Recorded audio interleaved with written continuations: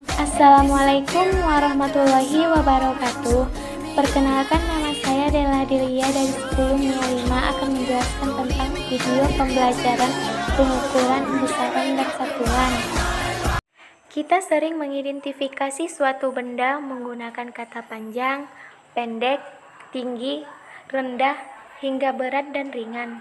Tapi, ketika kita ingin membandingkan benda-benda tertentu, kita memerlukan alat ukur untuk mengetahui seberapa tinggi atau seberapa berat suatu benda. Sekarang, kita memiliki alat seperti meteran dan timbangan untuk mengukur besaran dan satuan. Sebelum kedua alat tersebut ditemukan, biasanya kita menggunakan jengkal, hasta, maupun langkah untuk mengetahui panjang suatu benda. Kita menggolongkan meter atau kilogram sebagai satuan baku, sementara jengkal dan hasta sebagai satuan tak baku. Tapi, apa sih sebenarnya besaran dan satuan itu? Apa fungsinya dalam kehidupan sehari-hari? Nah, di artikel kali ini, kita akan membahasnya bersama-sama. A. Pengukuran. Pengukuran merupakan suatu kegiatan dalam menggunakan alat-alat tertentu untuk mengetahui nilai suatu besaran. Terdapat dua macam pengukuran, yaitu pengukuran langsung dan pengukuran tidak langsung. Pengukuran langsung adalah kegiatan membandingkan nilai besaran yang diukur dengan besaran standar yang diterima sebagai satuan. Adapun pengukuran tidak langsung adalah kegiatan mengukur suatu besaran dengan cara mengukur besaran lainnya. 1. Besaran. Besaran merujuk pada konsep benda yang dapat diukur. Terdapat dua macam besaran, yaitu besaran pokok dan besaran turunan. A. Besaran pokok. Besaran pokok adalah besaran yang satuannya ditetapkan terlebih dahulu dan tidak tergantung dengan besaran-besaran lainnya. Pada fisika, besaran pokok dinyatakan dalam Satuan Sistem Internasional atau SI. 1. Panjang. Panjang menyatakan jarak antara dua titik. Satuan besaran panjang dalam SI adalah meter. Alat-alat untuk mengukur panjang suatu benda antara lain jangka sorong, meteran pita, mistar, meteran kelos, dan lain sebagainya. Alat ukur tersebut digunakan untuk mengukur benda-benda yang digunakan dalam kehidupan sehari-hari. A. Pengukuran panjang menggunakan jangka sorong. Jangka sorong digunakan untuk mengukur tebal atau diameter benda dengan ketelitian 0,1 mm. Jangka sorong terdiri atas dua skala, yaitu skala utama dan skala nonius. B. Pengukuran panjang menggunakan mikrometer sekrup. Mikrometer sekrup memiliki ketelitian hingga 0,01 mm atau 0,001 cm. Seperti pada jangka sorong, mikrometer sekrup memiliki dua skala, yakni skala utama dan skala nonius. 2. Massa. Satuan benda dalam sistem internasional adalah kilogram. Massa dengan berat adalah hal yang berbeda.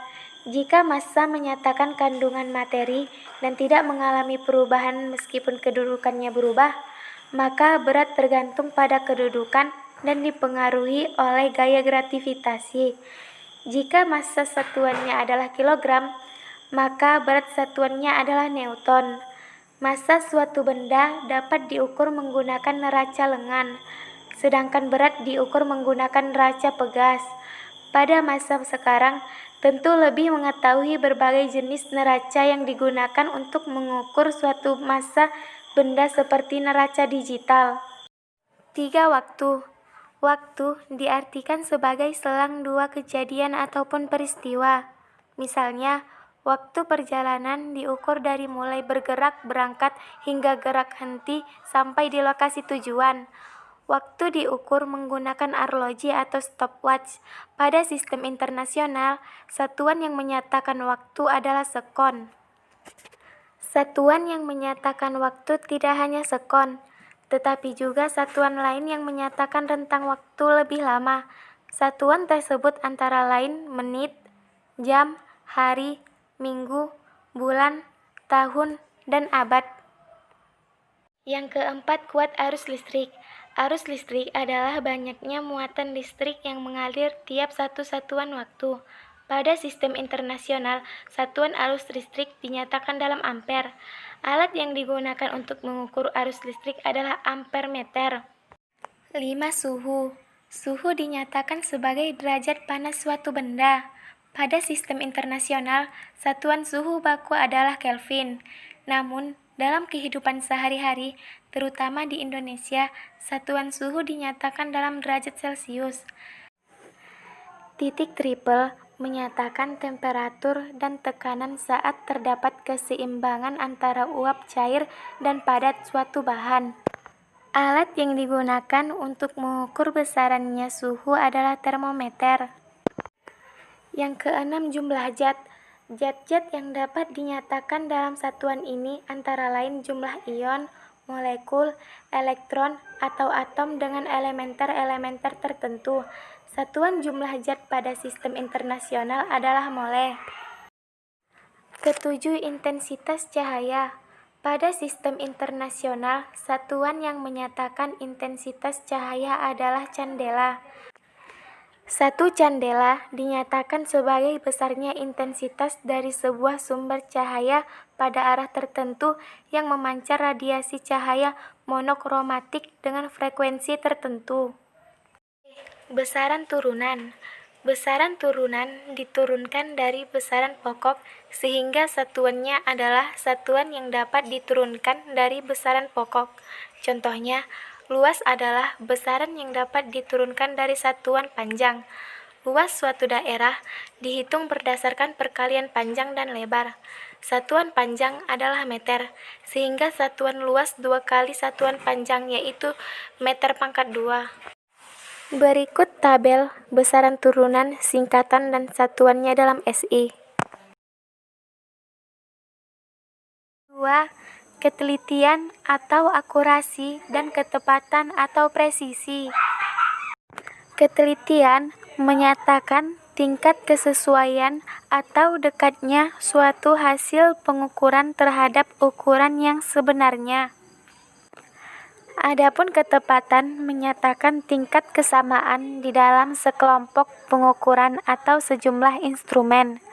Tidak ada pengukuran yang menghasilkan nilai yang sempurna karena terdapat beberapa faktor yang memengaruhi hasil dari pengukuran tersebut. 3. Penggunaan alat ukur. Dalam melakukan kegiatan mengukur, tentunya kita menggunakan alat-alat ukur sebagai pembandingnya. Terdapat beberapa macam alat ukur seperti mistar, mikrometer sekrup, dan jangka sorong untuk mengukur panjang, neraca untuk mengukur massa, termometer untuk mengukur suhu, dan lain sebagainya. A. Mistar. Mistar atau penggaris adalah alat ukur panjang yang memiliki ketelitian hingga 0,5 mm. Hingga melakukan pengukuran mistar, maka arah pandangan harus tegak lurus dengan skala pada mistar dan benda yang diukur. Jika pengukuran tidak dilakukan tegak lurus, maka menyebabkan kesalahan dalam pengukuran. Mungkin lebih besar atau lebih kecil dari ukuran aslinya. B. Jangka sorong. Jangka sorong digunakan untuk mengukur diameter suatu benda dengan ketelitian hingga lebih besar 0,05 mm. Terdapat dua macam skala, yaitu skala tetap dan skala yang bergerak disebut skala Nonius. Perhatikan contoh berikut ini.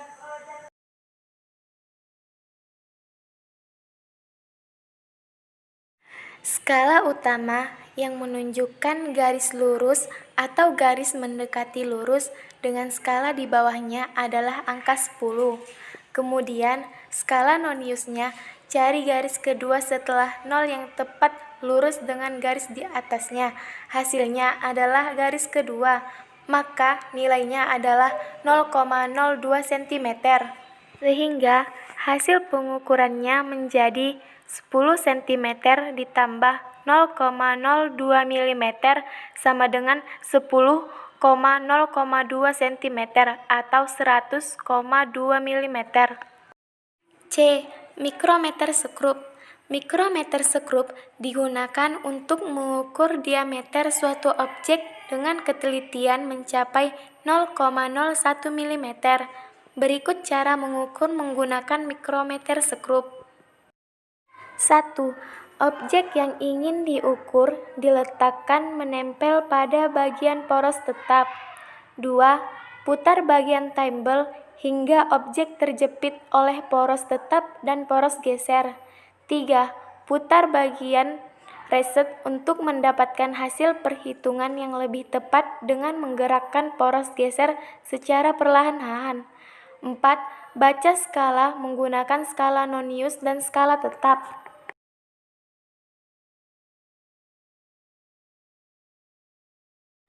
Skala utama yang terbaca adalah 3,5 cm dan skala nonius yang terbaca adalah 0,2 cm.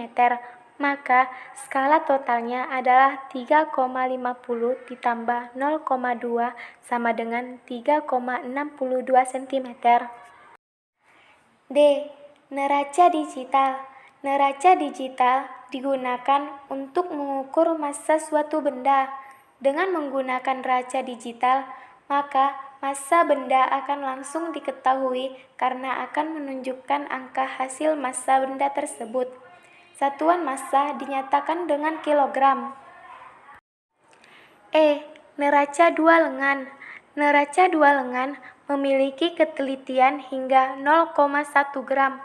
Neraca dua lengan memiliki dua lengan utama untuk perbandingan benda dan perbandingan beratnya. F. Neraca digital analitik. Neraca jenis ini sering ditemukan di dalam laboratorium untuk menimbang spesimen-spesimen yang akan digunakan sebagai bahan penelitian. Neraca jenis ini merupakan neraca yang paling tinggi ketelitiannya. Bahan-bahan yang ditimbang misalnya media bakteri, jamur, dan bahan-bahan lain. Neraca jenis ini memiliki ketelitian hingga 0,001 gram atau 0,1 mg/2. G. Stopwatch. Stopwatch adalah alat ukur yang digunakan untuk menghitung waktu atau selang peristiwa tertentu. Stopwatch memiliki ketelitian hingga 0,1 detik. Pada stopwatch terdapat dua skala angka. Skala angka yang berada di tengah menunjukkan satuan menit, sedangkan skala angka besar yang terletak mengelilingi skala menit menunjukkan satuan detik. Berdasarkan gambar tersebut, maka skala yang ditunjukkan adalah 30 menit 9 detik.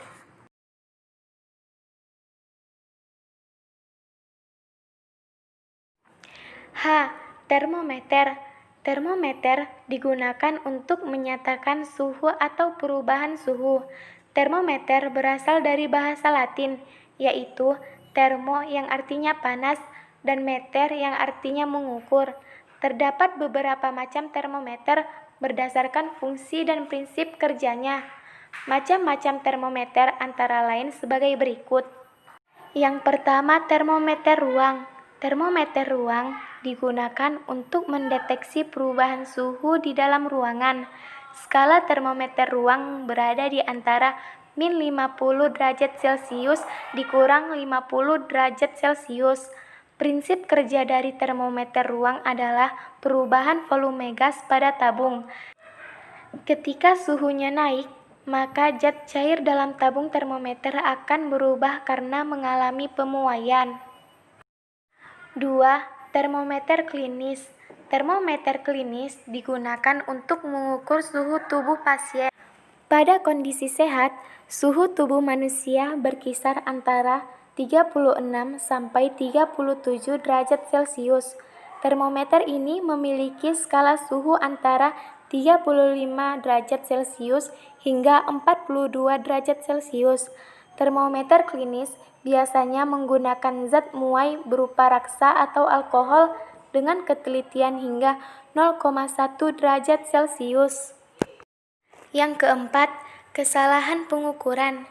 Ketika melakukan pengukuran menggunakan alat ukur, selalu ada kemungkinan kesalahan yang kita buat meskipun itu di bawah 1%. Secara umum, Penyebab ketidakpastian hasil pengukuran ada 3, yaitu kesalahan umum, kesalahan sistematik, dan kesalahan acak. A. Kesalahan umum. Kesalahan umum adalah kesalahan yang disebabkan oleh keterbatasan pada pengamat saat melakukan pengukuran. Kesalahan tersebut disebabkan karena membaca skala kecil dan kurangnya keterampilan dalam menyusun dan memakai alat, terutama alat-alat yang melibatkan banyak komponen. B. Kesalahan sistematik. Kesalahan sistematik adalah kesalahan yang disebabkan oleh alat yang digunakan atau lingkungan di sekitar alat yang memengaruhi kinerja alat.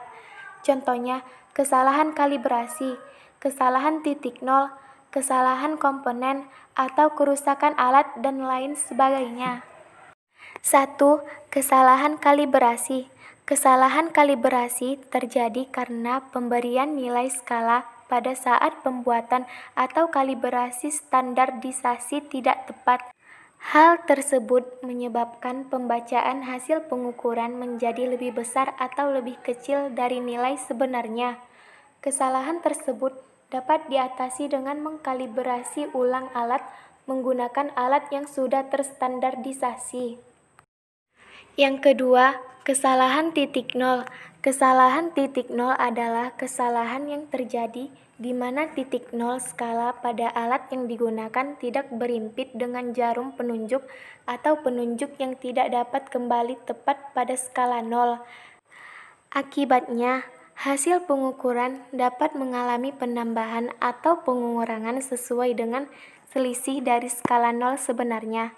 Kesalahan titik nol dapat diatasi dengan melakukan koreksi pada penulisan hasil pengukuran. Yang ketiga, kesalahan komponen alat. Kerusakan pada komponen alat akan sangat memengaruhi ketika pembacaan alat ukur. Misalnya, pada neraca pegas yang pegasnya sudah tidak lama digunakan atau sudah aus. 4. Kesalahan paralaks. Kesalahan ini terjadi jika ada jarak antara jarum penunjuk dengan garis-garis skala dan posisi mata pengamat tidak tegak lurus dengan jarum. C. Kesalahan acak. Kesalahan acak adalah kesalahan yang terjadi adanya fluktuasi halus pada saat melakukan pengukuran. Kesalahan tersebut disebabkan karena adanya gerak Brown molekul udara, fluktuasi tegangan listrik, lintasan yang bergetar, dan lain sebagainya. 1. Gerak Brown molekul udara. Molekul udara selalu bergerak secara tidak teratur dan dapat mengalami fluktuasi yang sangat cepat dan menyebabkan jarum penunjuk yang sangat halus. Misalnya, pada mikrogalvanometer terganggu karena tumbukan dengan molekul udara. 2. Fluktuasi tegangan listrik. Tegangan listrik PLN atau sumber tegangan lain seperti aki dan baterai selalu mengalami perubahan kecil yang tidak teratur dan cepat sehingga menghasilkan data pengukuran besaran listrik yang tidak konsisten. 3. Lintasan yang bergetar. Getaran pada lintasan tempat alat berada dapat menyebabkan pembacaan skala yang berbeda, terutama alat yang sensitif terhadap gerak. Alat-alat seperti seismograf membutuhkan tempat yang stabil dan tidak bergetar. Jika lintasannya bergetar, maka akan berpengaruh pada skala yang terjadi pada saat gempa bumi. 4. Bising. Bising adalah gangguan yang dijumpai pada alat-alat elektronik. Gangguan bising dapat berubah fluktuasi yang cepat pada tegangan akibat dari komponen alat bersuhu. 5. Radiasi latar belakang. Radiasi gelombang elektromagnetik dari luar angkasa dapat mengganggu pembacaan dan pengoperasian alat. Contohnya, kita tidak boleh mengoperasi ponsel ketika di SPBU karena sifatnya mengganggu atau memberikan dampak negatif. Begitu pula ketika sedang berada di pesawat. Sinyal dari ponsel dapat mengganggu kinerja pesawat dalam mengenali rute GPS-nya. Hal tersebut dikarenakan gelombang elektromagnetik pada ponsel dapat menghasilkan radiasi yang mengacaukan alat-alat pada SPBU atau pesawat. Berikut dari video pembelajaran saya, jika ada kesamaan kata atau kata-kata yang salah, saya minta maaf. Saya akhiri dengan salam. Wabillahi taufiq wal hidayah. Wassalamualaikum warahmatullahi